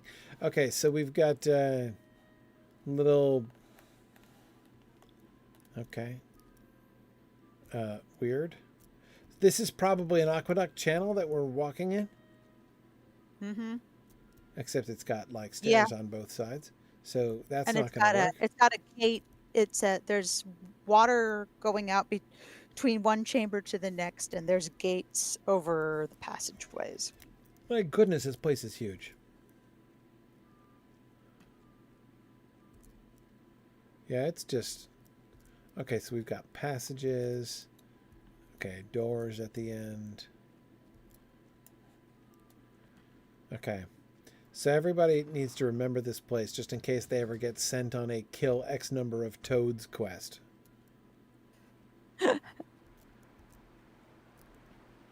I do recall that was one I got rather quickly. But it was also one of those I needed so many, like, blah blah's venom sacks or something, Oh, and they right, and they wouldn't don't drop. drop them. They don't drop, and, Okay, it's, so it's we've got the round water. robin if you kill it in a group, We've got the water Going up rushing here. down here. Oh, yeah, and there's a sluice right here. Oh, some plant life. That isn't algae. Yeah, so we've got just I'm assuming that's grates providing the on light both source. sides. Yeah. Oh, great. Oh yeah, that just is another grate. Oh, yeah, this little lazy river over here. I remember now. Okay. This was one I got lost in quite a bit, if I Yeah, recall I have no now. memory of this place at all. I must have missed this one. It was a fetch quest for the area, I think. I can't remember if it was for. I can't remember if it was for like dwarven currency, a repeatable one, because I seem to recall being in here a lot and still getting lost all the time. Huh. Or it was like I had to pick up X antiquities from the water and it was hard to see or something. Or maybe I had the same idea you were, and you're like, you know what? I need to kill 100 lizards, 100 toads, 100 salamanders. Let's do this. Well, is that an exit or is that another room? Whoop, exit. All right. We in the same place? Oh, we're way over by the entrance to the Vile Maw. This is Huh. the other side of the building than the one we came in, than when we went in. It's a big old building. Hey, look, it's that, it's the second fallen head we found last time. Oh. The one with the spiky helmet. Mm-hmm. Oh, yeah, and the weird-looking wizard's tower. Yes. So there's an inner chamber. If you come back inside, Yeah. with some interesting statues. Oh, statuary. So yeah, I agree the water looks different out here than the water flowing, but it might just be some kind of illusion based on... Well, so the lighting is very sickly in here. Okay, I'm so pretty sure it's bioluminescent algae. if we go all the way across here and carry on going, I thought we were running into a wall over here. Well, there's a lot of places that look the same in here, so it's a little hard to tell. We have to go down this way? Is there another side branch? Oh, yeah, like Oh, there's there like is. Okay, three yeah. branches, and they have all these Okay, you're different gonna possible want ways. to bang a left before you get to the end of the hallway. Which end of the hallway? All right, hold Is on. this the end? Oh, this one crawls around. Oh, yeah. Oh, okay. Look at that. Oh, wow. Have we seen that that motif used as on the statuary before, or just on the No. plinth? Yeah, just on plinths. Huh. This looks totally primitive. I mean, look at its Yeah. face. It's carved out of laned stone. You can see the grouts between the bricks laid Yeah. up, and it looks like they decorated it with like beaten, maybe aluminum or something. Can't think. Maybe it's copper and it patinaed. Yeah, and as JJ points out, the beards are not long. Very short. Huh. Weird. You know what? They might have recycled a lot of the buildings down here. Oh, the stonework is different on the ceilings and floors too. Well, the floor's got that crazy pattern Yeah, that we've the seen floor, before with the pentagrams. it's been refloored. Yeah. Yeah, but yeah, the ceiling is well. The ceiling Different. looks like the floor of that like where the big blades were. Mm. It also has that motif that's on the breastplate. Yeah, yeah. Well, wait a Similar minute, to if it the anyway. blades were on a floor like this, it would doubly work for grinding stuff. Huh. Well, But this spider work pattern is different. The one you're standing on mm-hmm. with the interlapping starbursts and stuff. Yeah, it is a little bit different. But these This statues, almost though, looks like a yeah, it's almost like a break room that the workers decorated themselves. yeah. It I just mean, just crude. These are the crudest statues we've seen. Mhm. But who makes statues out of big chunks of lane brick? Right. I think I've only seen that in like brutalist churches or something. Yeah, they are Where like they have to, they are like, as Nancy says, they are like Lego statues. yeah. No, it looks like the weird resurrexifix in this brutalist church my family goes to sometimes. Hmm. What happened to Hmm. Catholicism, I tell you, in the 70s?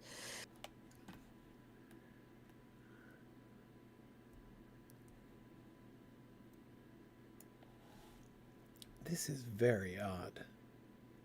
Plant life again. Why is it here? What on earth is the point of this room? And who is it? The short beard makes me think he's some sort of fighter. Well, I mean, he has what seems to be a weapon, though even there, like the Yeah. I mean, what is that? A hammer? It's a hammer made out of like it's a war hammer with a spike on it and it's like a war pickaxe almost. It looks Maybe. practical. Not Maybe. well, it does. See how long it is in the back, and it's got multiple different spikes. I forget what that's called. Oh, it might be a maul. Yeah. I think there was a particular term for the one that had the sort of thin hammer on the back, though. Yeah. Now, Amathorn was saying it feels like a place of worship or something. It does. It's got a very altar-y looking thing to it. Look like just from the trim around here, it's slightly elevated for the many ones here. If they were statues of the seven fathers of the dwarves, Mm-hmm. Are there 7? there are 7. 6 in the wall and 1 on the statue. Which could indicate that the one out in front with the weapon is Durin. Mm-hmm. And therefore singled out and standing in front of the rest. Mm-hmm. All that I can believe perfectly well. But why? Mm-hmm. I mean, I agree. I agree with Dizzy that it feels almost like an ancient temple. But why would there be an ancient temple here, down in the waterworks? Well, again, it makes me feel like they recycled this building, that it wasn't always the waterworks. If this were here first. So let's assume this is an ancient temple. Mm-hmm. And let's assume that the primitive feel of the statues is because it was in fact very early on in the artistic traditions of the dwarves. And possibly out of haste. Possibly. And they made the statues out of building materials, bricks and, you know, the whole, the like plinth pieces and stuff for reasons. Mm-hmm. Because that's what they had. Sure. But why did they come here at all? Like, why would they make the temple? So if it's ancient, that is to say, if it's more ancient than other places in Moria, Mm-hmm. Why should it be? Because they didn't originate here. They came here. Which means that these bottom parts are going to be the last places they will have come, not the first. Maybe there was an accident and a bunch of people fell down a big hole and they did the best they could while they were waiting for rescue. Right? Maybe. Maybe they jumped down the Well, the other, well, and ended up the here. other thing is, well, the other thing is, first of all, this might not have always been the lowest place, and this might not have always been covered in water. They could have dug, I mean, it's not the first time people dig too gritty and too deep. They could have struck a spring or hit the bed of a river, and this whole place flooded and they had to move up. But the other thing is the fact that it's down here, it's hidden, and it's made of materials nobody would miss, makes it feel like this is might be a splinter cult.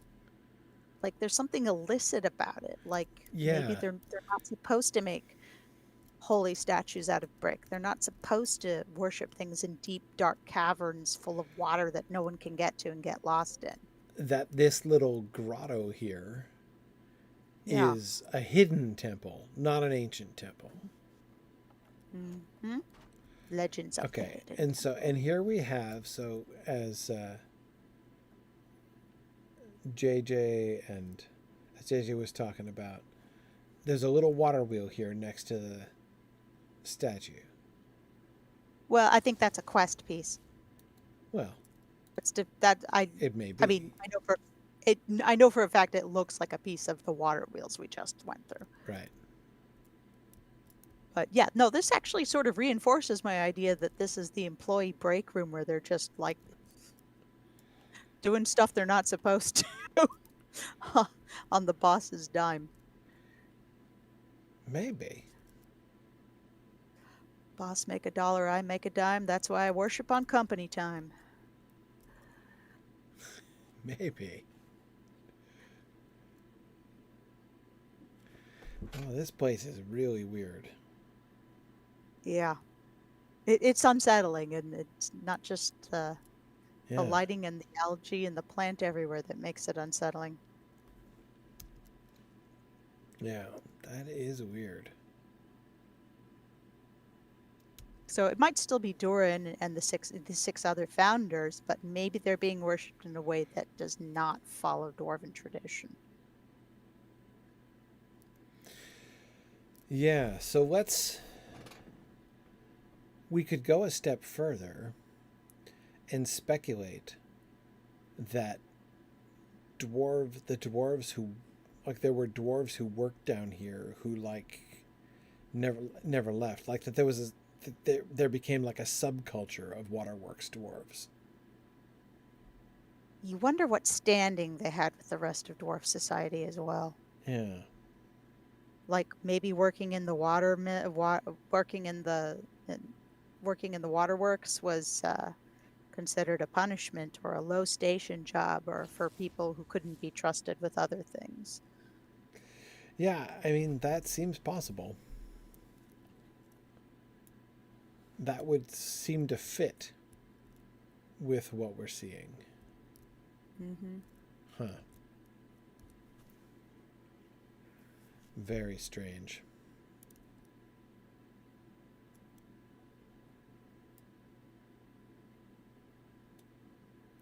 All right. Well, it is very late, so we should probably. Let's see. Next time, what are we going to do next time? Next time, there are two other buildings. Wizard Tower, or something. Yeah, we could look at the Wizard Tower. Oh, hang on a second. Or Princess Tower. I'm not sure which. Let's go back to the... Can we find the door that we went out before? Maybe. Let's see if we can find that door. Because that door came out on the other side over by the Vile Maw, and there's a stable master over there. Mm-hmm. So since we... made it all the way across, we might as well get the stable master so that we can stable master back over here if we need to.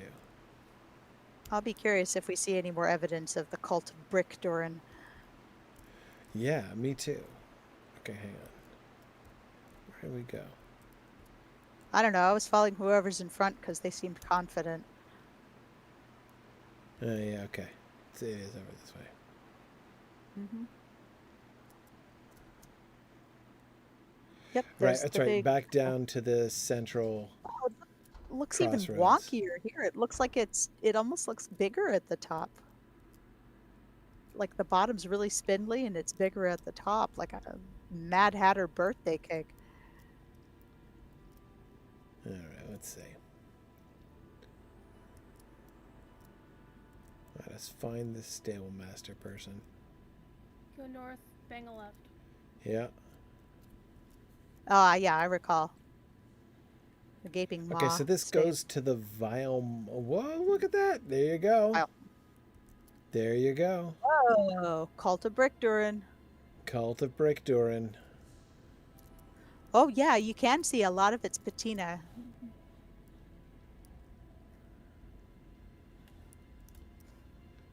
All right. All right. Well, let's come Take a back look at here these. next time. Yeah. Yeah. But here's the stable master. These halls will be great once And more. we can stable master straight here from the rotting cellar, so that's good. Okay, that sounds good. All right, next time. Next time we will come back and we will consider these outward Cult of Brickdurin statues. All right. Very good. That was weird, but we'll think about it more next time. Well, I'm not fussed about weird. Yeah, no, me neither. Okay, very good. Thank you, everybody, for joining us, and we will see you guys next week. Bye. All right, bye now.